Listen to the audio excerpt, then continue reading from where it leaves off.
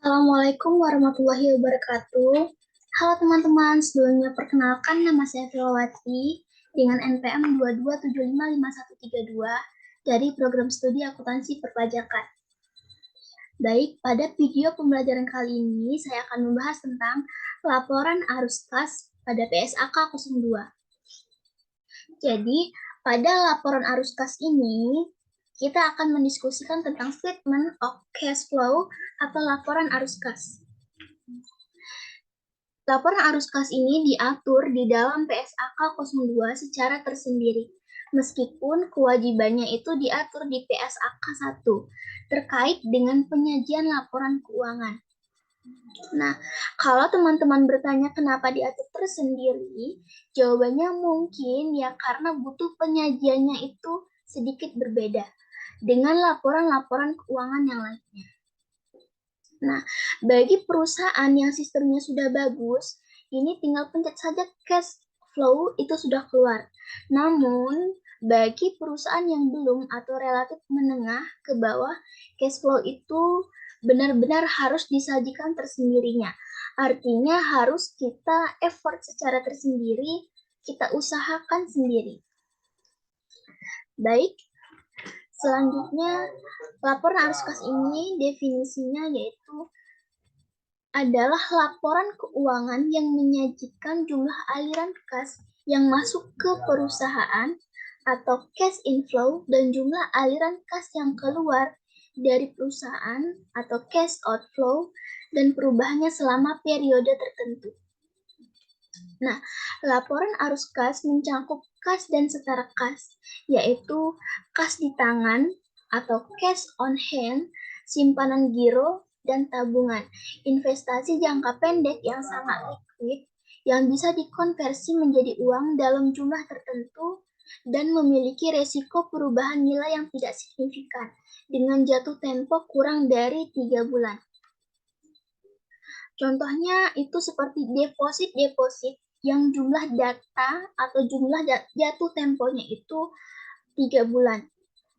Lalu untuk arus kas di perusahaan diklasifikasikan menjadi 3, yaitu arus kas dari aktivitas operasi, arus kas dari aktivitas investasi, dan arus kas dari aktivitas pendanaan. Selanjutnya, manfaat laporan arus kas. Jadi, tentunya arus kas kita ini menyajikan laporan keuangan itu dalam rangka untuk mengambil keputusan yang ekonomi dengan melihat laporan arus kasnya. Nah, laporan keuangan ini membantu pemakai memperoleh informasi, memperoleh kemampuan perusahaan memperoleh kas, memenuhi kewajiban, menjelaskan laba akuntansi dan laba tunai, serta berpengaruh kegiatan investasi dan pembiayaan cash dan non-cash terhadap position keuangan perusahaan. Lanjut, arus kas dan aktivitas operasi. Aktivitas operasi adalah aktivitas penghasil utama pendapatan entitas lain yang bukan merupakan aktivitas investasi dan pendanaan. Nah, jadi laporan arus kas utama ini contohnya Garuda. Nah, dalam Garuda ini aktivitas operasinya itu seperti jual beli tiket, melakukan perawatan pesawat terbang, kemudian membayar gaji dan sebagainya. Lalu ada indikator utama menentukan apakah operasi dapat menghasilkan kas untuk melunasi pinjaman dan memelihara kemampuan operasi entitas, membayar dividen dan melakukan investasi. Jadi, jika arus kasnya ini negatif, misalnya ada penjualan hanya 5, kemudian kegiatan operasionalnya bayar gaji, kemudian bayar pemasok, beli barang, dan sebagainya, ternyata ada 7. Maka arus kasnya negatif 2, yaitu kita kekurangan 2 atau kurang 2. Lalu untuk inflows terdiri dari penerimaan dari penjualan barang atau jasa, royalti, dan pendapatan lain. Penerimaan dari pendapatan sewa, restitusi pajak, dan penerimaan dari pemberian untuk bank dan penjualan sekuritas dari perusahaan. Lalu, untuk outflows terdiri dari pembayaran kepada pemasok barang dan jasa, pembayaran untuk karyawan, pembayaran untuk pajak, dan pembayaran operasional lainnya. Lalu ada pelaporan arus kas dari aktivitas operasi. Entitas melaporkan arus kas dari aktivitas operasi dengan menggunakan salah satu dari metode berikut. Nah, metode dalam arus kas terdiri dari dua metode. Yang pertama, metode langsung. Kelompok utama dari penerimaan dan pengeluaran kas bruto diungkapkan. Lalu metode tidak langsung, itu laba disesuaikan dengan mengoreksi transaksi non-cash, penangguhan atau akrual dan unsur, penghasilan atau beban yang terkait aktivitas investasi dan pendanaan. Ini dianjurkan melaporkan dengan metode langsung, informasi yang lebih berguna. Beban penyusunan arus kas dari aktivitas operasi adalah laporan laba rugi, aset lancar komparatif, dan liabilitas jangka pendek komparatif. Nah, selanjutnya ini contoh dari arus kas dari aktivitas operasi. Di sini ada penerimaan kas dari pelanggan, pembayaran kas dari pemasok karyawan seperti beban sewa gedung, beban iklan, beban perjalanan dinas, beban telepon, beban gaji karyawan, serta beban listrik dan air. Nah, dari beban ini kita menghasilkan kas yang dihasilkan operasi, pembayaran bunga, pembayaran pajak penghasilan, serta arus kas bersih dari aktivitas bersih. Nah, inilah contoh dari arus kas aktivitas operasi.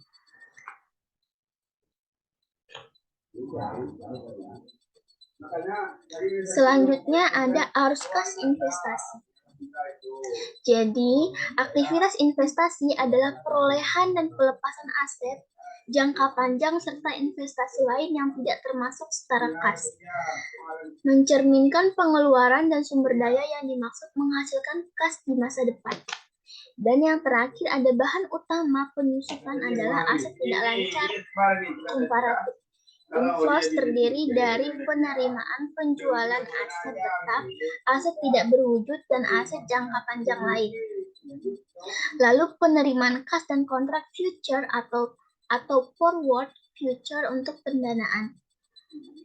Penerimaan penjualan instrumen utang atau kas, penerimaan kas dari pelunasan utang muka dan pinjaman dari pihak lain.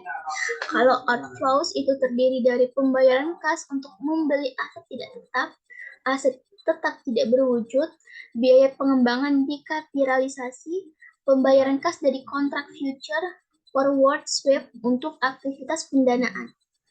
Pembayaran untuk membeli instrumen utang atau ekuitas atau ventura selain untuk diperdagangkan.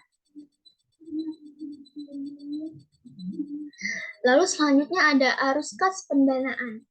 Ini aktivitas pendanaan adalah aktivitas yang mengakibatkan perubahan dalam jumlah serta komposisi kontribusi modal dan pinjaman entitas. Nah, untuk memprediksi klaim atau arus kas masa depan oleh para penyedia modal entitas. Bahan utamanya itu liabilitas jangka panjang komparatif dan ekuitas komparatif. Untuk inflows-nya terdiri dari penerimaan kas dari penerbitan saham, penerimaan kas dari penerbitan obligasi, wesel, pinjaman jangka pendek, dan jangka panjang hipotek.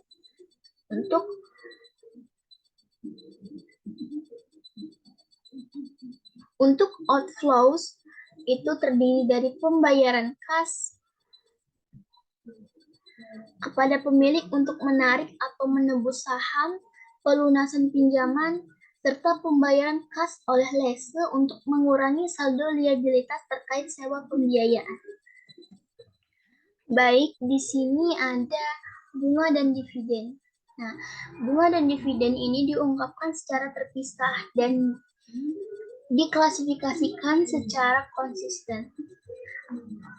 Nah, untuk bunga, ini beban bunga dapat disajikan sebagai arus kas operasi atau pendanaan atau alternatif, lalu pendapatan bunga yang dapat disajikan sebagai arus kas operasi atau investasi alternatif. Nah, untuk dividen, dividen yang dibayarkan dapat disajikan sebagai arus kas pendanaan atau operasi alternatif. Pendapatan dividen dapat disajikan melalui arus kas operasi atau investasi. Lalu selanjutnya pajak penghasilan. Pada pajak penghasilan, arus kas yang berkaitan dengan pajak penghasilan ini diungkapkan secara terpisah. Diklasifikasikan sebagai arus kas dari aktivitas operasi, kecuali kita secara spesifik dalam diidentifikasikan sebagai aktivitas pendanaan dan investasi. Jika diklasifikasikan secara terpisah, jumlah keseluruhan pajak dibayarkan dan diungkapkan.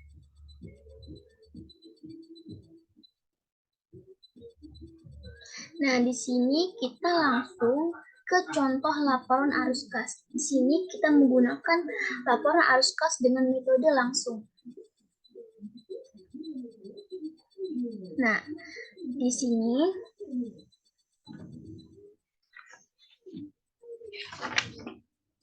kita menggunakan laporan arus kas dengan metode langsung.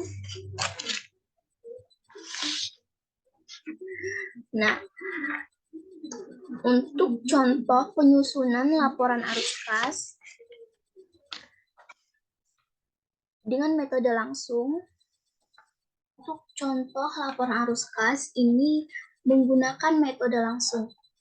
Nah, bahan untuk menyusun laporan arus kas itu bahannya ada laporan laba rugi tahun berjalan, terus juga laporan posisi keuangan tahun berjalan dan tahun sebelumnya.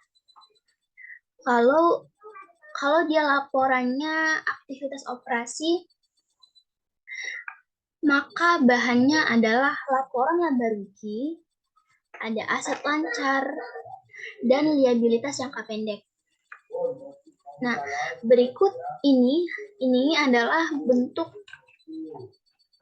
neraca komparatif, dan ini laporan laba rugi. Nah, baik teman-teman, dalam membuat laporan arus kas, langkah pertama itu kita buat judul terlebih dahulu.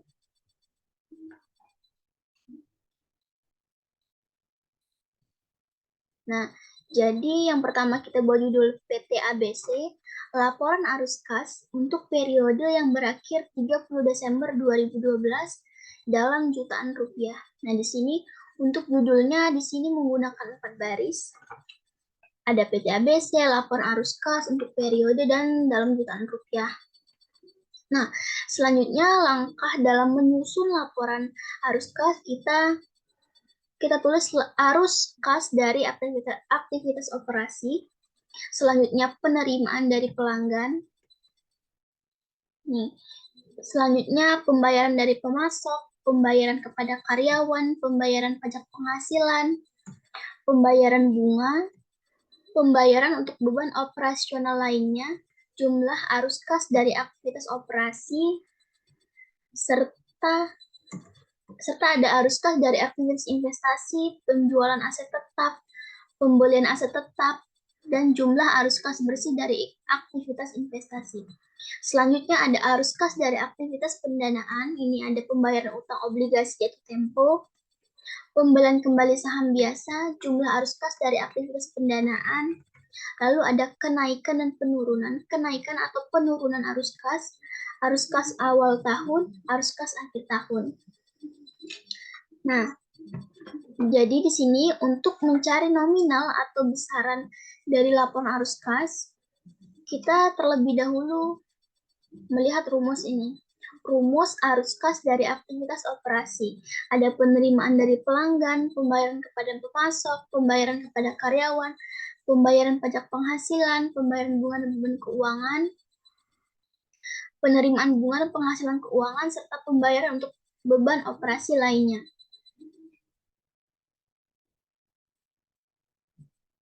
Nah, ini untuk arus kas dari aktivitas operasi ada penerimaan dari pelanggan. Penerimaan dari pelanggan, kita lihat dari rumusnya. penerimaan dari pelanggan ini dari penjualan neto dikurangi kenaikan piutang dagang atau ditambah penurunan piutang dagang. Nah, di sini piutang dagang mengalami kenaikan.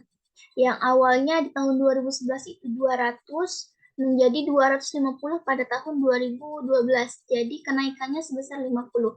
Nah, karena dia mengalami kenaikan, maka dikurangi. Penjualan neto dikurangi kenaikan piutang dagang. Di sini penjualan neto sebesar 1.245 kita kurangi dengan 50.